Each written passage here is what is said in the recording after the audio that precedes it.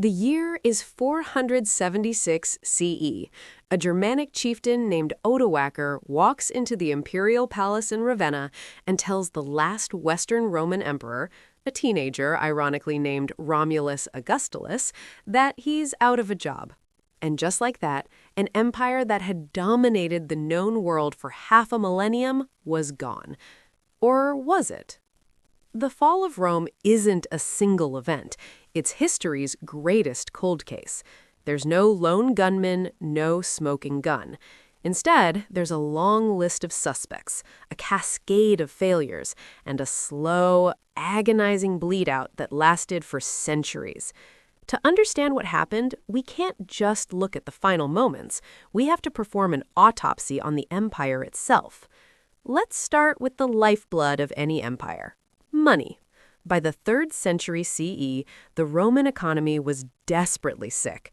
The vast machine of the state, its legions, its bureaucrats, its massive public works, required a colossal amount of fuel in the form of tax revenue. But the fuel was running out. The age of explosive conquest, which had funneled loot and slaves into the system, was over. Now, Rome was playing defense, and defense is expensive.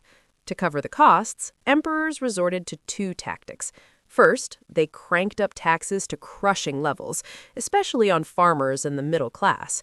This drove many small landowners into poverty, forcing them to abandon their farms or sell themselves into servitude to wealthy aristocrats, who, by the way, were often experts at evading taxes themselves. The gap between the super-rich and the desperately poor grew into a chasm. Second, when taxes weren't enough, they simply cheated. They started debasing the currency. A silver denarius from the early empire was nearly pure silver. By the mid-3rd century, it was basically a bronze coin with a light silver wash. This triggered runaway inflation. Imagine a soldier being paid in coins that were almost worthless. Prices for everyday goods soared. Trade routes, once protected by Roman might, became dangerous and disrupted. The integrated Mediterranean economy fractured into a collection of localized, subsistence-level markets. The economic engine that powered the empire had seized. While the economy was failing, the political system was committing suicide. The period known as the Crisis of the 3rd Century was a 50-year stretch of pure chaos. In that time, Rome had more than 25 emperors. Most of them were murdered, often by their own troops. The Praetorian Guard, the emperor's personal bodyguards, once auctioned off the throne to the highest bidder. This political instability paralyzed the state. How can you plan for the future when your government might be overthrown next week? Corruption became the only functioning system. Officials bought their positions and then used them to embezzle funds and extort the populace to make their investment back. Public trust evaporated. In a desperate attempt to make the sprawling empire manageable, Emperor Diocletian eventually split it into 2 halves in the late 3rd century, a division that became permanent in 395 CE. The idea was to create more responsive local governance. The result? 2 competing power structures. The eastern half, centered on the new, fabulously wealthy and heavily fortified capital of Constantinople, would thrive. The western half, with its overstretched borders and weaker economy, was left far more vulnerable. That vulnerability was most obvious in its military. The image we have of the disciplined, unstoppable Roman legions was centuries out of date. By the 4th and 5th centuries, the army was a shadow of its former self. Defending borders that stretched from Scotland to the Sahara was a logistical nightmare. There weren't enough Roman citizens willing to sign up for a brutal, low-paying career, leading to chronic manpower shortages. So, Rome began hiring foreigners to do their fighting.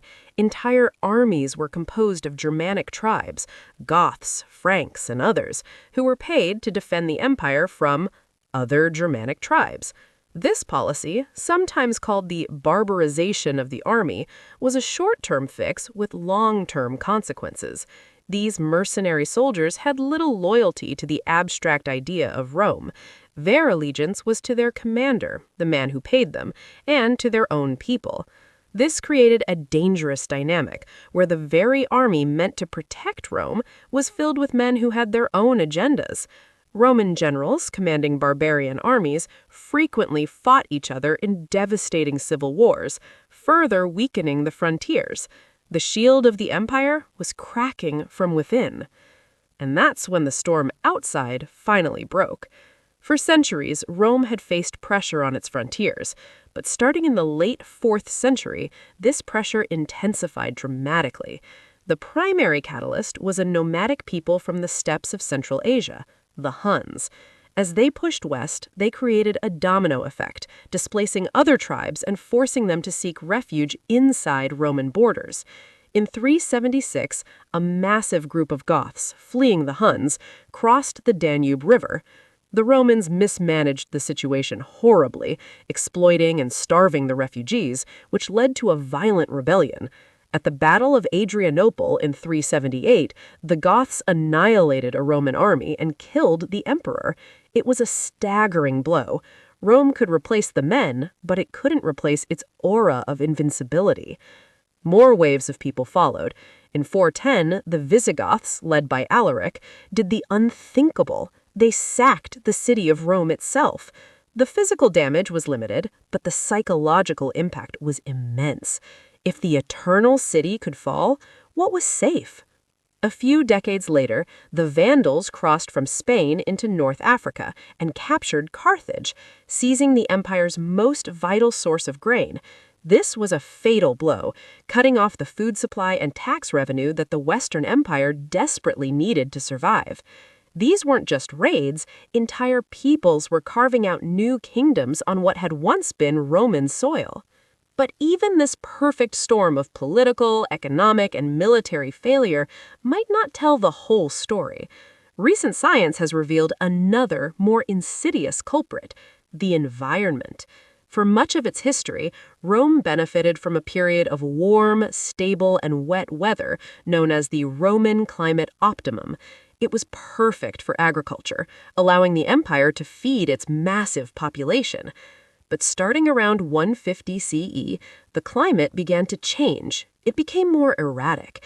Then, in the 530s, a series of massive volcanic eruptions, likely in the tropics, threw a veil of dust into the atmosphere, triggering what's now called the Late Antique Little Ice Age. Tree rings and ice cores show a dramatic drop in global temperatures. For an empire already on the brink, this was catastrophic.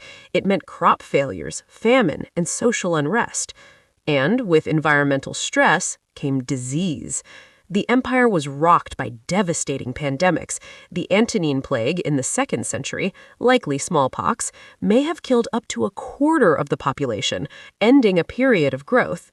Later, the plague of Justinian in the 5th century, the first appearance of bubonic plague, wiped out millions. These diseases crippled the economy, hollowed out the army, and shattered communities. Emperors and barbarians made decisions, but so did bacteria and volcanoes. So, was it a collapse, or was it more of a transformation? The idea of a sudden, catastrophic fall in 476 is a convenient simplification. In reality, Roman culture didn't just vanish. The successor kingdoms that rose from the ashes were a hybrid of Roman, Germanic, and Christian traditions. Latin evolved into the Romance languages.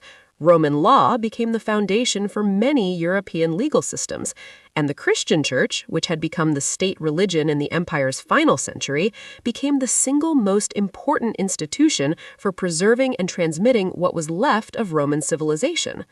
The survival of the Eastern Roman Empire for another 1,000 years proves that collapse was not inevitable. The East had a stronger economy, a larger population, and a capital city in Constantinople that was a nearly impregnable fortress. It had the resources and the leadership to weather the storms that broke the West. The fall of Rome serves as a timeless lesson in the fragility of complex societies. It shows how a combination of internal decay, political corruption, economic inequality, social division, can render a superpower incapable of dealing with external shocks, whether they come from invading armies, a changing climate, or a new disease. There was no single cause, but a slow, systemic failure. Rome wasn't murdered, it died of 1,000 cuts.